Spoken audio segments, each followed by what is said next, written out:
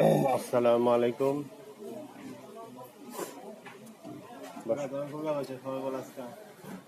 আমাদের আমরা দুনিয়াতে ছিলাম না, দুনিয়া সৃষ্টি করার পরে কে পাঠাইলো আমাদের, তার কি উদ্দেশ্য, পাঠানোর উদ্দেশ্য কি? আবার থাকতে পারবো না, চলে যেতে হবে।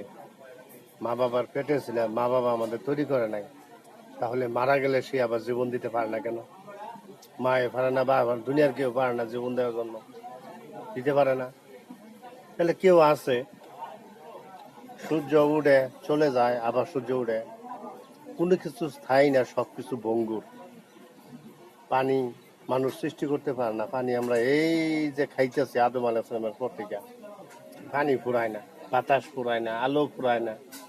কোটি কোটি বছর মাইল দূরে সূর্য, ওইখান থেকে আলো দেয়, আমরা আলো সহ্য করতে পারি না। এই আলো দিয়ে আমরা আবাদ করতেছি, খাইতেছি। যে জায়গায় আলো পড়ে না ওইখানে গাছপালা হয় না। আল্লাহ তাআলার একটা নিয়ামত, যিনি পরিচালনা করতেছেন তিনি আমাদের আল্লাহ প্রভু। যেহেতু আমরা আমাদের ইচ্ছাগতভাবে চলতে পারতেছি না, কিছু বানাইতে পারতেছি না, আমাদের ইচ্ছা কিছু তৈরি করে খাবার পেতেছি না, উনি খাওয়াইতেছেন, আমাদের পালতেছেন, তাহলে ওনার কথা আমাদের শুনতে হবে। মরার পরেও যে আল্লাহ তাআলা জাহান্নাম, দুজকের কথা এবং জান্নাতের কথা বলছেন, এগুলা দুনিয়ার কর্মস্বরূপ। দুনিয়াতে কর্ম যদি আমার ভালো হয় তাহলে আমি ভালো থাকবো, আর যদি কর্ম খারাপ হয় তাহলে তো খারাপ রেজাল্ট আসবে। এক্ষেত্রে আল্লাহ তাআলা মাফ করে দেন, ঠিক আছে, কিন্তু আমাদের তওবা করতে হবে। অনেকে দেখা গেছে আমরা তওবা করার সুযোগ পাই না, আমরা জিনা কর্ম করতে যে মরতাছি, আমরা সুদ খাইয়া মরতাছি, আমরা ঘুষ খাইয়া মরতাছি।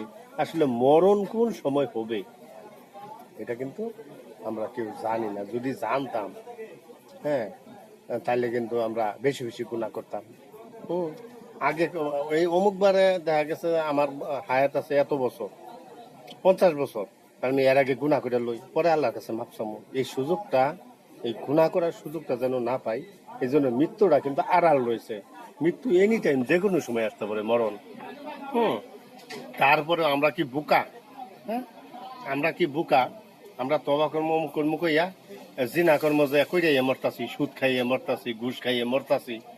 মরণের যে কত লীলা আমাদের মধ্যে, আসলে ওইটাই তো ফল, যেটা কইরে আমি মরলাম, যে কাজটা কইরে আমি মৃত্যুবরণ করলাম, ফলটা কিন্তু সেইটাই।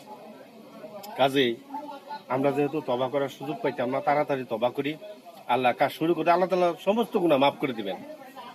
তওবা করা আর গুনাহ মাফ করা, এটা আল্লাহ তাআলা বলছেন যে ব্যক্তি তওবা করবে সহিভাবে এবং গুনাহ থেকে বিরত থাকবে, আমি তার সমস্ত গুনাহ মাফ করে দেব, সকল গুনাহ মধ্যে একটা করে নেকিতে পূর্ণ করে দিব।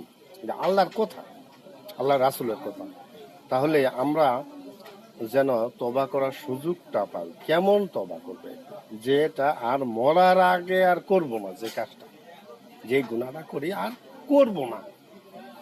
যদি আমরা এরকম তওবা করতে পারি, আল্লাহ তাআলা আমাদের, আল্লাহর কাছে চাইয়া দেখেন, মন খুঁড়ি চাইয়া দেন, আল্লাহ না দিলে হবে ভাই আমার টেলিফোন করবেন। তওবা করার পরে, আল্লাহর কাজ করার পরে যদি আল্লাহ কিছু না দেয়, হ্যাঁ, আমার নাম্বার আমি দিয়ে দিব, আমাকে ফোন দিবেন যে ভাই আমি এটা পাইনি, ঠিক আছে? কাজে আল্লাহ তাআলা যে চাক্ষুষ যেরকম খাওয়াইতেছে ওরকম চাইলেও দেয়, কোনো কিছু ঠেকায় রাখে না। হয়তো আধা ঘন্টা পরে, 1 ঘন্টা পরে, বা 2 দিন পরে, 3 দিন পরে কিন্তু আল্লাহ মিলাই দেয়। মিলানোর পরে যদি আমরা শুকরিয়া আদায় করি তাহলে আল্লাহ তাআলা খুশি হন। ওনার এই নিয়ামতের শুকরিয়ার জন্য আল্লাহ তাআলা আমাদের সৃষ্টি করেছেন। আমরা যেন খাইয়া আল্লাহর খুশি থাকি, রেজাবন্দি করি। এই জন্য আল্লাহ রাসূল পয়গাম্বর পাঠাইছেন। এটা যদি না বুঝি,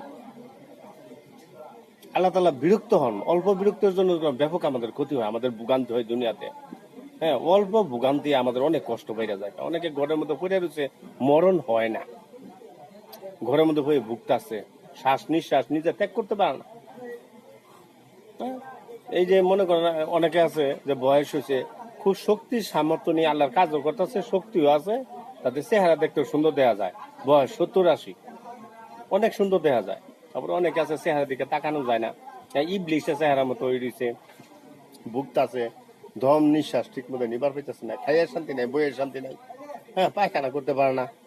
এই সমস্ত কিন্তু আল্লাহ তালা পরীক্ষা নেন এবং এগুলা আজাব গজব ভোগ করা লাগে। দুনিয়া তো বোকা লাগে, আখিরা তো বোকা লাগে। কাজে আমাদের তবা করার এখনো সুযোগ আছে। আমরা বাচ্চা আছি, আমরা চলতে পারতাছি, ফিরতে পারতাছি।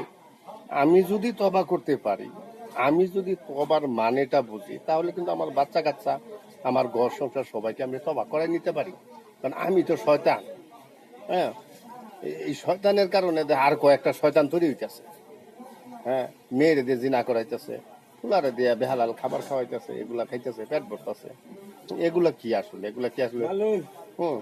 এগুলো তবা না করলে মাফ হবে না। তবা না করে তাহলে কিন্তু মাফ হবে না।